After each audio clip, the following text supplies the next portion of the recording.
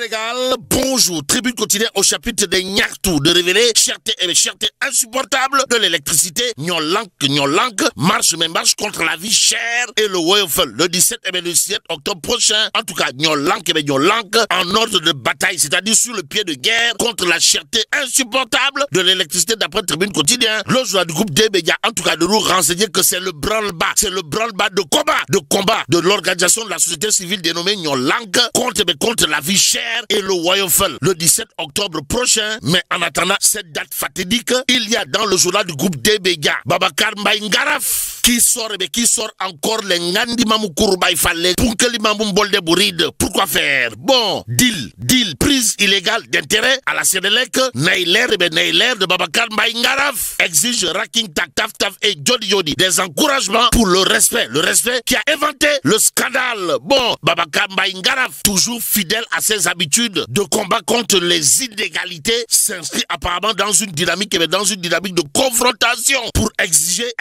les encouragements pour le responsable qui a inventé le scandale. De quoi s'agit-il? De deal autour de prise illégale d'intérêt à la Sénélec. Et comme il est dit, Sénélec, donc, intéressons-nous au journal Les Échos, le quotidien en question de renseigner explosion injustifiée. Explosion injustifiée entre guillemets du prix du Woyofel. Nyolank électrocute la Sénélec ou le bog, semble tenter dire, que retenir à ce sujet. Sinon, une manifestation d'ampleur annoncée le 17 octobre prochain. En tout cas, un système énergétique opaque, déséquilibré et profondément injuste. Voilà ce que relève le journal Les Échos à propos du Nyartou. Aux allures de Tumbelkani, Pachalimon, Ruid Beget, de Nyolank contre l'explosion injustifiée du prix de Woyofel, sans oublier la vie chère. Mais ceux qui entendent vendre cher la peau de leurs clients, ce sont les avocats de Farbangom, si on en croit le journal Les Échos, écho favorable ou pas. En tout cas, le journal Les Échos de révéler à ça une recours contre l'ordonnance de refus de main levée de mandat de dépôt. Les avocats de Farbangom à l'assaut de la chambre d'accusation financière d'Étoile. Waouh. Bon, ils vont brandir aujourd'hui le rapport de la contre-expertise, informe bien entendu Les Échos, à lire également dans le journal les espoirs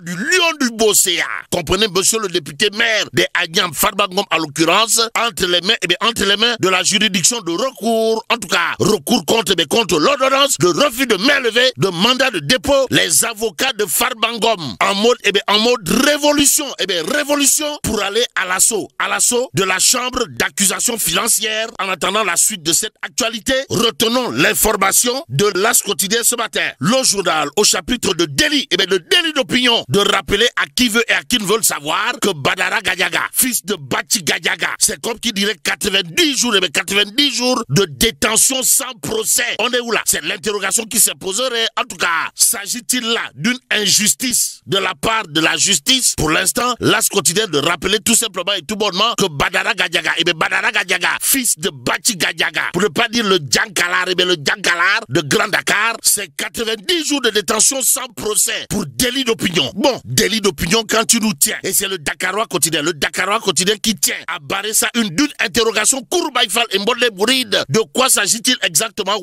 D'une bizarrerie qui ne dirait pas son nom sous l'ère Diomaye Sonko. En tout cas, la prison, que pour les anti-Pastef, c'est l'interrogation, du Dakarois quotidien ce matin. Le journal piloté par mon ami, mon frère Eladji Kane. En tout cas, de chercher à savoir, histoire de faire savoir une bonne fois pour toutes, si sous l'ère Sonko Diomaye, la prison n'est là que pour les anti-Pastef. En tout cas, Farbangom gravement, voire mourant, et la Diop, dont le corrupteur présumé hume tranquillement l'air de la liberté, subissent tout simplement et tout bonnement une rigueur judiciaire manifeste. On est où là? C'est l'interrogation qui se poserait. En tout cas, Farbangom gravement malade, pour ne pas dire complètement mourant, presque au bord de la tombe, et la Diop, dont le corrupteur présumé hume tranquillement l'air de la liberté, subissent une rigueur judiciaire claire et nette. Mais ce qui semble net et clair gravite autour justement de Badara Gadiaga d'après le Dakarois quotidien. Le journal en tout cas d'indiquer que fils de Bachi Gadiaga, Badara Gadiaga en l'occurrence, ou le Djankalar de Grand Dakar, qui totalise déjà 90 90 jours de détention. Assad Diouf et Abdou Nguer envoyés en instruction. Aussi, il n'y a pas Mawa Diouf, cadre de l'APR à Rebeuss, en attente du verdict de son procès, sans oublier des gens, empêchés de voyager en l'absence d'une interdiction préalable de sortie du territoire, explique toujours le Dakarois quotidien. Cependant, le journal, en tout cas, des influenceurs du projet, Azoura Fall, Lamine Darou et Boy Dakar, jugés en flagrant délit, tandis que ceux qui apparemment sont contre Pastef appelaient à croupir derrière les barreaux pour des questions de délit d'opinion et entre autres accusations tirées par les pieds et entre autres accusations tirées par les cheveux, voire par les pieds. Bon, retenons également, d'après bien entendu, le Dakarois quotidien au chapitre des bizarreries, une chroniqueuse pro-projet, une chroniqueuse pro-Pastef visée par plusieurs plaintes, mais par extraordinaire, libérée après audition pour propos jugés ethnicistes. Waouh. En tout cas, le Dakarois quotidien sur ce point de faire retenir une bizarrerie de la part des justiciers, comme quoi il y aurait des justiciables à part entière et des justiciables entièrement à part, au regard de ce qu'explique ou tente d'expliquer le Dakarois quotidien ce matin. Le journal de s'intéresser également au discours humiliant du Premier ministre. Pourquoi faire? Pour nous dire que Ndeketeyo Bougar Diouf défend le président de la République. Waouh. En tout cas, le peuple quotidien, pour sa part, de renseigner discours du Premier ministre lors du Forum des investisseurs Sénégal 2025. Bougar Diouf fusille Sonko et déplore des velléités populistes. Massa, sommes-nous tentés de dire. Que dire d'autre de cette actualité, sinon ce que nous livre le quotidien ce matin. Le journal, en tout cas, de révéler FII Sénégal, le Premier ministre sur le FMI, de dire à haute et intelligible voix, ce n'est pas un accord de 1,8 milliard de dollars qui règle les problèmes du Sénégal aux Sénégalaises et aux Sénégalais. Retenons également l'autre pavé dans la barre, pour ne pas dire l'autre coup de pied dans la fourmilière, aux allures de bombes à fragmentation. À savoir, le sort du pays ne dépend pas, alors là, pas du tout du FMI. Dixit Ousmane Sonko renseigne bien entendu le quotidien ce matin. Il convenait de prendre, en tout cas, Tribune quotidien qui nous livre, le Premier ministre hausse le ton sur la réforme monétaire. Et là, il convenait de souligner, d'après Tribune quotidien, que Ousmane Sonko, comprenez proche, la porte du Bourroc, ne veut pas, alors là, pas du tout du franc CFA. Y a-t-il lieu là de dire Euskei ou Tchei, tout compte fait? Le Témoin quotidien, pour sa part, de renseigner FII Sénégal 2025, Diomaye charme les investisseurs, tandis que proche, la porte du Bourroc tape sur les chefs d'État. Et en l'état, le quotidien de s'intéresser, bien entendu, à un sujet particulier de chez particulier. En tout cas, le journal du groupe Avenir Communication sous la plume de Mohamed Gueye, mon frère Mohamed Gueye, de signer une rubrique intitulée Madjambal et le droit tordu de Maître Ciré Clédor Ly. En tout cas, Maître Ciré Clédor Ly, toi aussi, voilà ce que semble dire mon confrère Mohamed Gueye dans sa rubrique à lire, bien entendu, dans le quotidien ce matin.